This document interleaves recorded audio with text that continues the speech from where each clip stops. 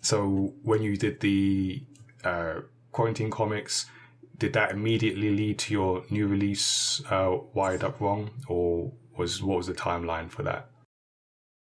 Yeah, it kind of did follow on pretty simply after Quarantine Comix. They were sort of like, "Oh, do you have anything else that you might want to do with us?" And yeah, again, me and my agent kind of talked to them a little bit about Wired Up Wrong, which was a book I kind of self-published a few years back. But of course, I was just me on my own. So I didn't have a marketing team or a PR team or anything like that. And it was just me putting the books in jiffy bags in my living room, probably getting cat hair on all the envelopes. So yeah, it was a very, very small release. And then when we showed them the book, they were like, "Oh yeah, this deserves a proper release. It deserves a proper distribution, getting it into bookshops and different countries as well." I mean, Ollie, I couldn't I couldn't get I wouldn't know how to go about that at all. So yeah, it got a worldwide release on the 20th of January. And yeah, I'm excited for it to get into people's hands and for it to I think it got the release that it deserved after all this time. And from it being just a little kind of self-published thing to this actual book that you can order at bookshops and things like that. Cool. So worldwide release, is that literally every country it's available in, or close to?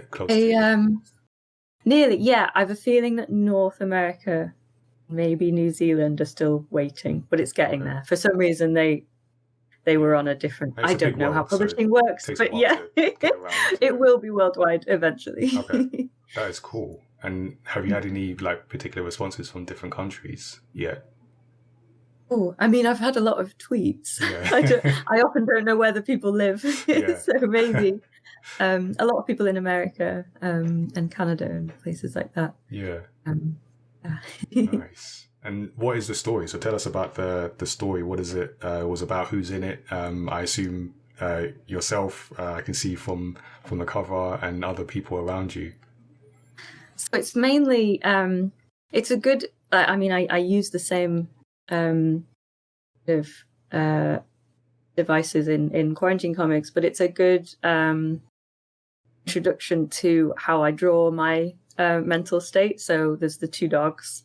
The big black dog called Barky, who represents my depression and my anxiety and all the badness in my brain. And then in Quarantine Comix, I introduce another dog called Friendly, but in Wired Up Wrong, we just have Barky.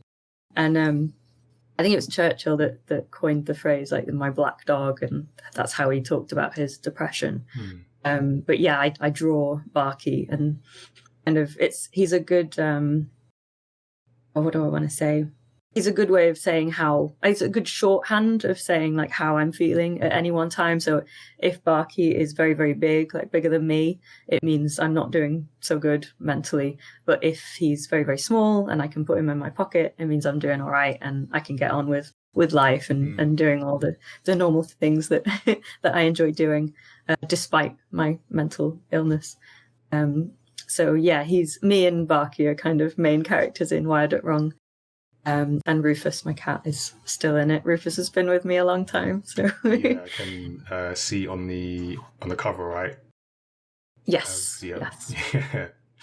So I can see that, and I was looking at some of the work that you put out, and as we're talking about sort of those themes around sort of depression and anxiety, I think for me it's something sort of just learning about pretty much since around the time of the pandemic, and I think for a lot of people just really understanding how that can affect anyone, everyone at any time. So I think certainly for me, seeing your book, seeing this as well.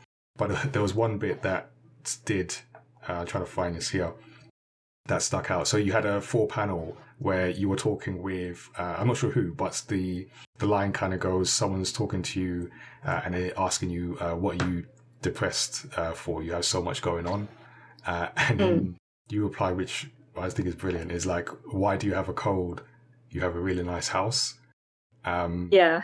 And then that just completely stomping them. And it's just that idea, I think that understanding of depression, of those mental health challenges, and it's kind of one of the reasons why I like comics. It allows you to get to make points that might be difficult to make otherwise, but I think you've done it so well. And the only reason I'm not putting it on screen right now is because I don't yet have the technical capability to show us both. But we will definitely, when we put this out, we'll put a link to Rachel's website, and we'll for people watching this later on YouTube, we will put a link to Rachel's website in the description as well. But that one in particular, like, really sums up for me, at least, the idea of depression, that there's not necessarily a link between what's going on around you and how you feel. Is that what you find? Yeah, depression doesn't discriminate. It doesn't care if you're rich or have a good job or where you live or what gender you identify as.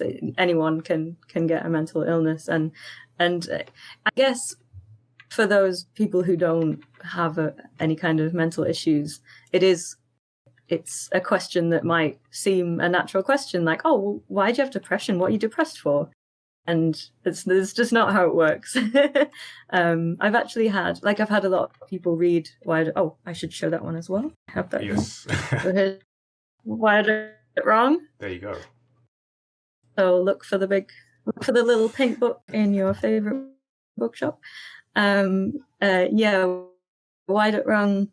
It's helped. I've been told wonderful. I've also been told it's helped a lot of people who are friends with people with mental illnesses, or, if their son or daughter or family member has a mental illness, it's also helped them to communicate with those people a bit better and work out what questions you should ask them and how you should be there. I don't mean should. How you could be there for them, and ways in which you can think about them. And yeah, so I've been told it's helped in that way as well, which is really wonderful. Yeah, and again, it's like the comic medium is like allows for that understanding, that communicating those ideas that might be otherwise difficult to talk about. In this case, someone who's going through it might not be able to explain, and someone who's sort of supporting someone who's going through it might not be able to understand. But yeah, you've kind of summed it up really nicely. And I mean, over the course of the pandemic, how did you find creating and dealing with sort of mental health challenges? How did you find the process of creating work? I mean, it was a bit of a roller coaster, I won't lie. Yeah. Some days I couldn't do it. I had to just take a self-care day, if you like.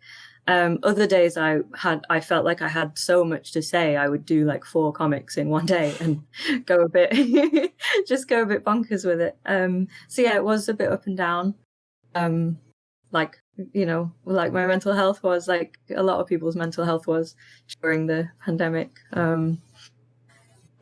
But I think that, it's understandable. We lived through and are still living through something that children are going to learn about in school in years to come, and that's that's a big thing to think about.